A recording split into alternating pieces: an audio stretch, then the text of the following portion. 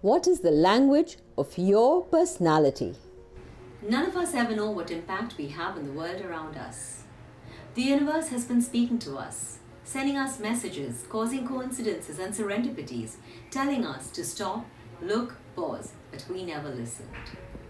We need to sit ourselves down and reminisce events of our life and our lifestyles. Good times, bad times, some cherished moments, and some turbulences. We never ever thought that in our lifetime we would ever see a time like now. We are in the midst of a time we never ever want to see again. However, now that we are in it, we have to learn to swim and reach the shores and see what we can do differently. Put the shattered pieces back together, discard the ones that we feel we should let go. Starting afresh, lighter and happier. I would like to share with you some insights into a theory from one of my favorite educators and philosophers, Stephen Covey. The circle of concern and the circle of influence. We want to make changes and make a difference in the world today. It's time we start practicing all the WhatsApp messages that we preach all the time and merrily forward. In looking at ways to influence and change our lives, it would be helpful to pay attention and know where to focus our time and energy. There is only one corner of the universe you can be certain of improving, and that's your own self. The place to begin building our life, our relationships, is inside ourselves first. The circle of concern and the circle of influence. So let us first start thinking of the many concerns that we have in our minds and in our lives today. Health, family security, finances, work issues, political stability, world crisis, etc., etc. And it is these things in our lives that make up our circle of concern. As we look at those things within our circle of concern, it becomes apparent that there are some things over which we have no real control and others that we can do something about. We could identify those concerns that we can do by putting them in a smaller circle of influence.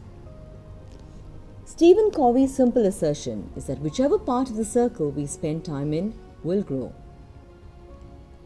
If we spend most of our time worrying about things we cannot control, our circle of concerns keep growing, which means our stresses and worries keep mounting up, and we just keep reacting to situations thrown to us and indulge in blaming, naming, and feeling helpless. When we spend time focusing on the things we can do actually something about, the circle of influence becomes larger.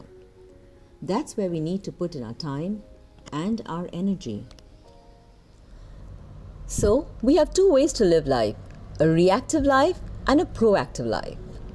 A reactive life focuses on the circle of concern, that is, things we have no control over, like, oh my God, what's happening to the world? COVID-19 has to end. It's just so hot, or life sucks. For a reactive person, things just happen to him.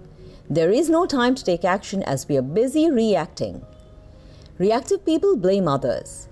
They blame the government for a bad economy. They blame their boss for poor performance. They blame their wife for the weather and their husband for their weight. They do not take ownership and action. They give the remote control of their life in someone else's hands. And then we have the proactive life. Proactive people focus on things they have control over. They are value-driven and they read reality. They focus their energies in their circle of influence. The nature of their energy is positive and magnifying. They increase their circle of influence. Their shift is from the ifs to the cans. What can I do to take care of my health? What can I do to save electricity, to reduce pollution, to preserve the environment? What I can do. I have an instant formula that will help you become a proactive person from a reactive one that will help you increase your circle of influence. That miracle potion is language of personality. Each one of us have our language of personality. We use our language loosely without thought, not realizing it affects our state and our feelings and finally our behavior. One can have the language of leadership or the vocabulary of victimhood. A language of victimhood is one that makes you a victim and depletes your energy. The thinking language and the spoken language comes in the way of the action we are looking for that leads to proactivity. What you speak over your life is what your life will become. Sticks and stones can break your bones, but your words can shatter your dreams. Words are like seeds. When you speak something out, you give life to what you're saying. If you continue to say it, eventually it will become a reality. If you're always talking about how you were stuck, how you will never be wealthy, you're damn right you never will be, because that's what you say, that's what you believe, and that's what you create. Don't say I hate to do, say I love to do. Don't talk about the difficulties, talk about the opportunities. Don't talk about what makes you tired, talk about what motivates you. Don't talk about the past, talk about the future. Don't talk about what broke your heart, talk about what opened your heart. Don't talk about what dispirits you, talk about what fuels you. Don't talk about what is not working, talk about what is working out. Don't talk about the pain, talk about the pleasure. If you choose to become a victim, you increase your circle of concern. Instead of saying my best days are behind me, say my best is yet to come. It's like an affirmation and self-motivating. Let us all work together, investing our time and energies in our circle of influence. We get lost in the misery loves company syndrome, which means we talk and talk and talk about our miseries, and it gets more attention, more emotion, and finally more motion. Instead, try biting into the things that you're grateful for, and it will dramatically boost your day, your well-being, and your health.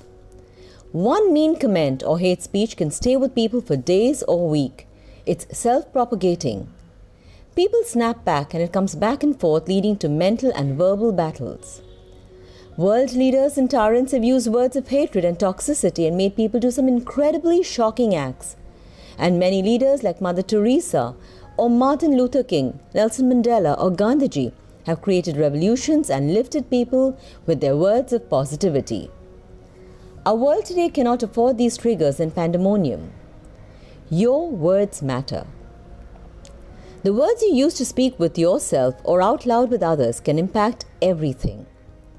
As NLP, the neuro-linguistic processing science says, choose your words carefully when you speak, as it will decide how you feel.